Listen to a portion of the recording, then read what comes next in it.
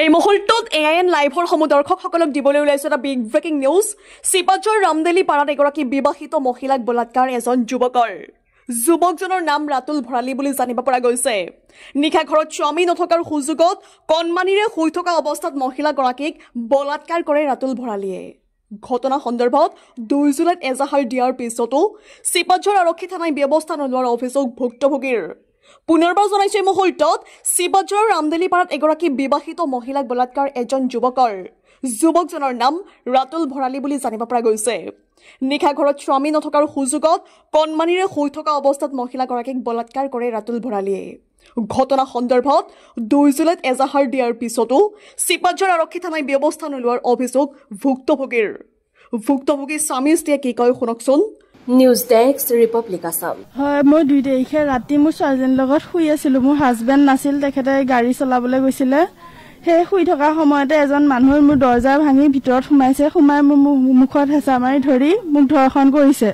মই যেতিয়া ধৰ্ষণ কৰাৰ সময়তে মোক ভাবুকি দিছে যে যদি মই ধৰ্ষণ কৰাৰ কথা কওঁ আৰু যদি মই চিঞৰ বাখৰ কৰোঁ মোৰ ছোৱালীজনীক সি মাৰি পেলাম বুলি ধমকি দিছে। তাৰপিছতে মই চিঞৰ বাখৰ কৰি থকা সময়তে ওচৰৰ মানুহ গম পাই আহি পেলাই তেখেতক হাতে লোটে ধৰা পেলাই তাৰপিছত নাই ছাৰ, আমাৰ একো সম্পৰ্ক নাই পূৰ্বৰ পৰা। আগতে ছাৰ এনেই আমাৰ মানুহজনৰ বন্ধু আছিলে, অহা যোৱা আছিল তেখেতৰ, কিন্তু আমাৰ এইবিলাক একো সম্পৰ্ক নাছিল ছাৰ। চিনি পাওঁ ছাৰ আগৰ পৰাই।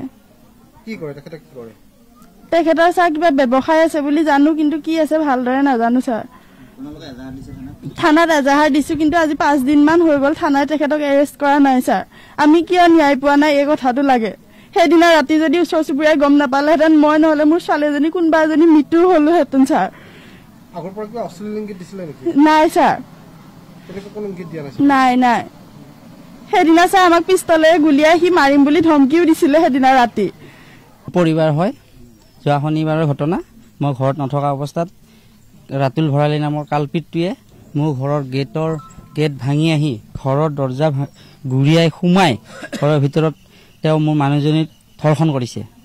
পিছত ৰাইজৰ মানুহে গম পাই আহি এজন দুজনকৈ আহি গম পালে তেওঁক ঘেৰি ধৰিছে। ঘৰত ঘেৰি ধৰি পেলাই তেওঁক হাতে লোটে ধৰা পেলাই তেওঁক খুটাত বান্ধি পেলাই আৰু তাৰপিছত তেওঁলোকৰ মানুহে ঘৰৰ মানুহে গম পাই, এইবিলাক তেওঁলোকৰ ঘৰৰ ওচৰৰ মানুহ আহি চব দা কোঠাৰ লৈ আহি ঘৰৰ পৰিয়ালৰ সহিত তেওঁক দাদাগিৰি কৰি আমাৰ মানুহবিলাক ছাইড কৰি দি তেওঁ ৰছীডাল কাটি পেলাই লৈ গুচি যায়। তাৰপিছত মই ফোন কৰিলোঁ তেখেতক। ফোন কৰাৰ পিছত তেখেতে মোক ভাবুকি দিছে, তোৰ ঘৰৰ মানুহক মই চাই ল'ম, পিষ্টলেৰে উৰাই দিম। তাৰপিছত আৰু গাঁৱতো এতিয়া বৰ্তমান ভাবুকি দি আছে। তেওঁৰ দেউতাকে গৈ ঘৰে ঘৰে গৈ ভাবুকি দি আছে, মাৰি পেলাম, গুলিয়াই পেলাম, বেছি দিন থাকিব নোৱাৰা। তাৰপিছত আমি প্ৰশাসনৰ ওচৰ চাপিছোঁ। প্ৰশাসনৰ এতিয়ালৈকে আজি শনিবাৰৰ পৰা কোনো বিহিত ব্যৱস্থা লোৱা দেখা নাই। কালপিত মুক্ত আকাশৰ তলত ঘূৰি আছে। কি ন্যায় আমি নাপাম নেকি এই ঘটনাৰ? যিকোনো খবৰ আৰু বিজ্ঞাপনৰ বাবে যোগাযোগ কৰক 7896121996 লগতে 7002537271 আৰু 9854011916।